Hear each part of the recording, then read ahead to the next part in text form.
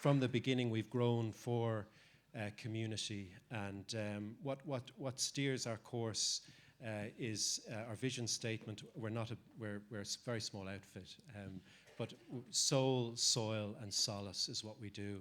So from the beginning, we've grown for the local community, and by filling a weekly veg box, we bring what we grow into people's homes and into people's lives. And then in tandem with that, we bring people into the garden through an initiative called Social Farming Ireland. So we have people who are living with long-term mental health, poor mental health or disability, and they join us on a weekly basis to assist in the work of the garden, in the seasonal rhythms of what we do. In this era of climate change, it's an era of species loss, and we'll begin with that this evening. So I want to read a piece about the wolf. The last wolf in Ireland was felled not far from where I live, over the border in County Carlow. So I suppose in this piece, the wolf is a signifier of what has been lost. February 1st. Imbolc, the beginning of spring. St. Bridget's Day, traditionally the season of the wolf, when farmers crouched from the lurking terror in the woods. Fire to ward away the fleet-footed beast of fur and teeth. The last wolf in Ireland was killed not far from here, on the edge of a stream in the foothills of Mount Leinster, just outside Carlow. When the shot rang out, the forests trembled for the loss. They diminish and tremble still. The bare pine snags the shadow of a leaping wolf. I'm going to stand for the next pieces because I need to turn the pages, and I'll be awkwardly setting this down each time. April 15th. The humble green garlic is often confused with scallion, its more famous oniony cousin. The purplish bruise at the root gives it away. When I pluck it from the soil, the aroma conjures spring like nothing else. Clouds dissolve. The smell of damp roots sizzling in oil.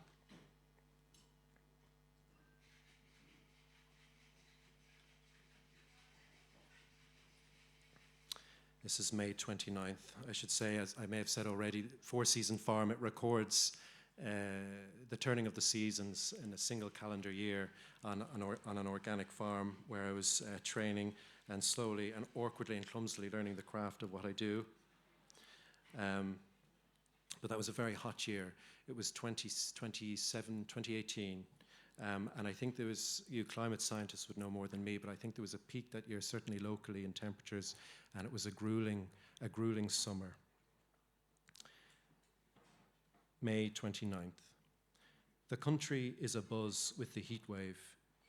Everywhere soil is dry and crumbly underfoot. Irrigation pipes snake the hollows between drills of sweet corn. Sprayers wet the thirsty brassicas. I work sluggishly, my mouth dry, blinking sweat from my eyes. I glance up into the azure sky and, for the first time in my life, feel the twinge of anxiety familiar to farmers across the world. What if the rain never comes? Later, my mobile rings in my pocket. A WhatsApp message from a friend sums it up. The heat, it's like farming in the heart of the sun. This dry wind, in the withered grass, a rook's skull.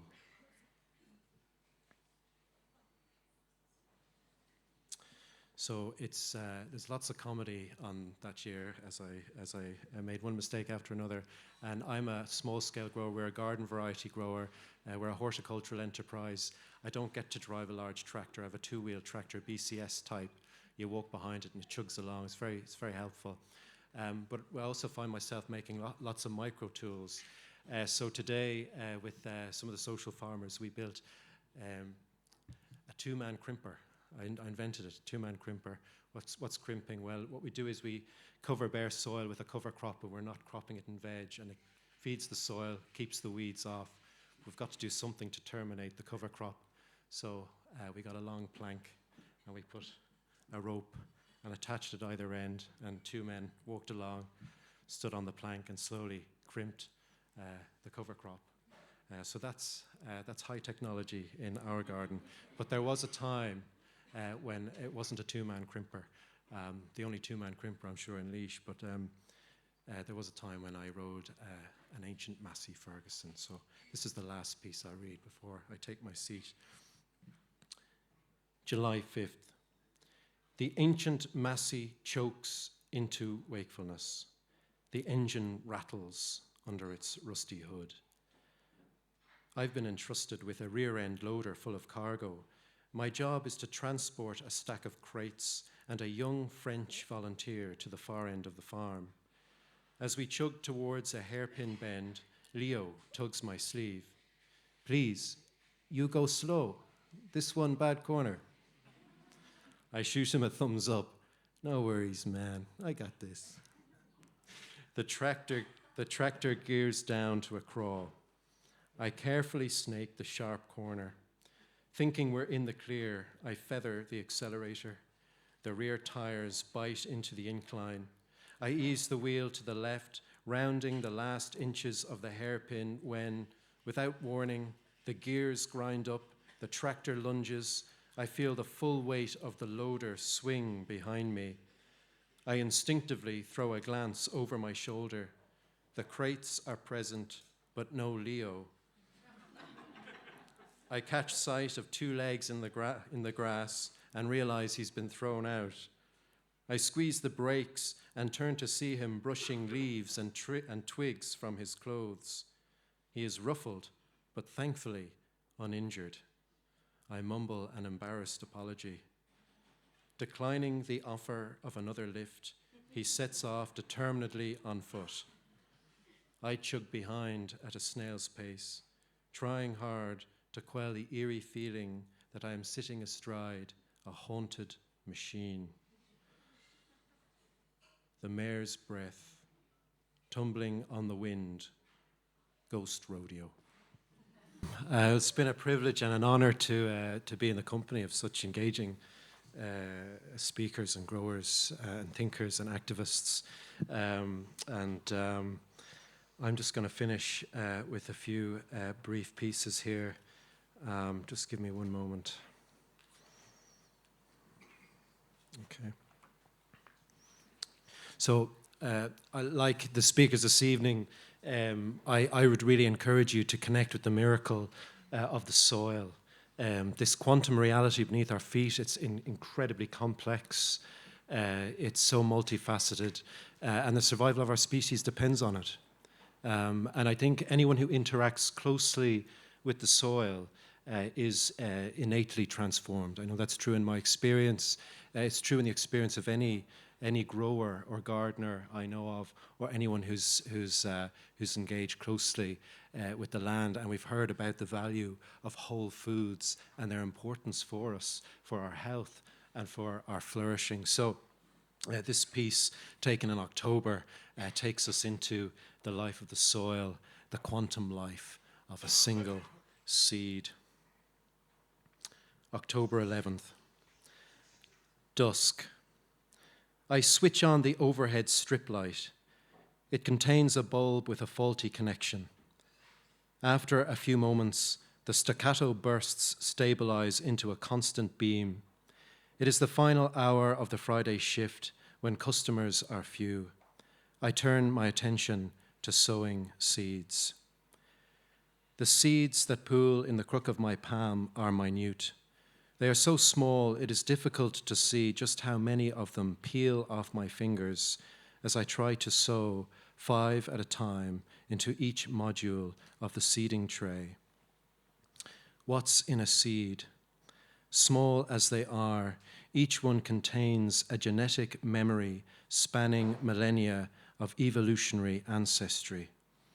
Plants flourished on the face of the earth for 300 million years before the first human beings began to master stone tools and the primitive art of fire making. Much like an atomic atom that splits, simultaneously releasing a force strong enough to ignite a world, every seed is a compression of unfathomable energy. From an acorn no larger than a thumbnail springs the towering oak. The giant sequoia springs from a seed the size of an oat flake. I lift my eyes to check the clock. Stars are twinkling overhead. Gratefully roll the seeds from my fingers and tidy away the trays. Step out into darkness, my retinas traced with the neon ictus of the strip light. Midnight silence. In the pine shadows, a crescent moon.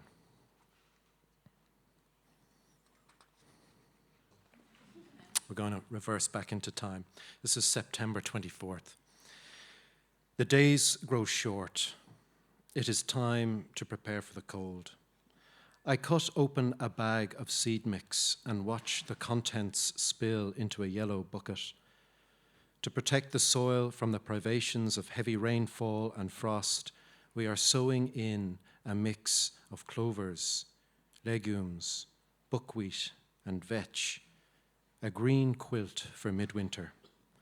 Farmers have been observing this practice for many centuries. It is part of the rhythm that has seen so many farms persist well beyond the span of human years. It is all part of the long game, investing in the soil to prosper the crops of the year to follow and the year after that and beyond. Feeding the life of the land, nurturing it towards a future we will never live to see.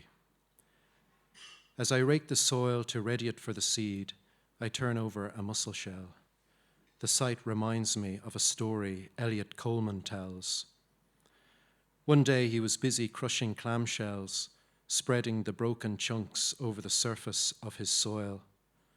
"What's that for?" inquired a man who was visiting the farm. "Calcium," said Coleman. The man was aghast. "But that's ridiculous. It will take decades to decompose. The soil won't get the benefit for a century at least." "Exactly," replied Coleman with a smile. No trace left. Where the sower was, a tide of clover. And I'll just finish with one more. Here we are, back in July, midsummer. Now we've heard about Paul's wonderful story of a mixed farm and its progression into a horticultural enterprise, echoing in some measure my own experience trying to bring an ailing farmstead back to life. And this piece nods to that reality very gently. July 19th. We greet the morning with the barbershop sound of snipping scissors. Lettuce, chrysanthemum greens, baby spinach, sorrel, summer purslane, snipped and gathered into blue plastic crates. The crates are transported to the washroom where the leaves are spilled out on the chrome surface of the tabletop. The haul weighs in at over 40 kilos. While this salad mountain is slowly mixed for bagging, I set off in search of petals to garnish the mix. Nasturtiums burn in a gleam of mid-morning sun. I pluck the fiery shades of orange, red, and yellow. Nearby, cabbage white butterflies flit and bounce across a tight weave of netting, drawn by the mustard oil scent of the cauliflowers and their bulging, cloudy heads tucked safely beneath the mesh. Beyond the spiraling white wings is the sheep wire boundary, and further still, in the corner of the neighboring field, Half buried in a spinney of ash and evergreens is the old farmstead. The cottage sinks in the overgrowth. Ivy climbs the gables. Maidenhair spleenwort and heart's tongue green the cracks in the limestone wall. Weathered slats of tin and rotting timber let the sky in. Through the doorway, in the dank half-light, there is a rusting plough and the press of cattle hooves deep in the dung-splotched earth. Children's laughter, hiding in the cow parsley, an old tin shed.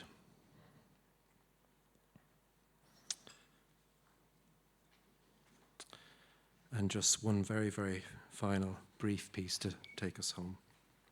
We'll finish with our glorious, wet, rainy, Irish weather. November 14th. Through windows beaded with rain, I watch Giovanni flick the cinders from a dying cigarette. He slips the butt into an empty beer can and steps into the kitchen. Streams of water drip from his raincoat, pooling on the linoleum floor. Milla looks up from her steaming mug. Is rain typical this time of year? I nod grimly. Sure is. She slurps her hot tea and shivers.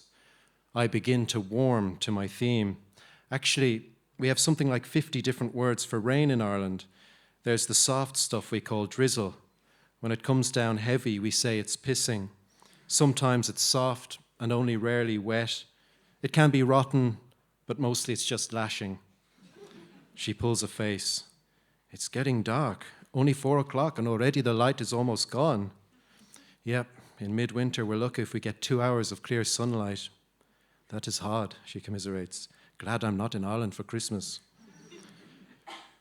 Winter dusk, a gush of cow piss, streaming clouds.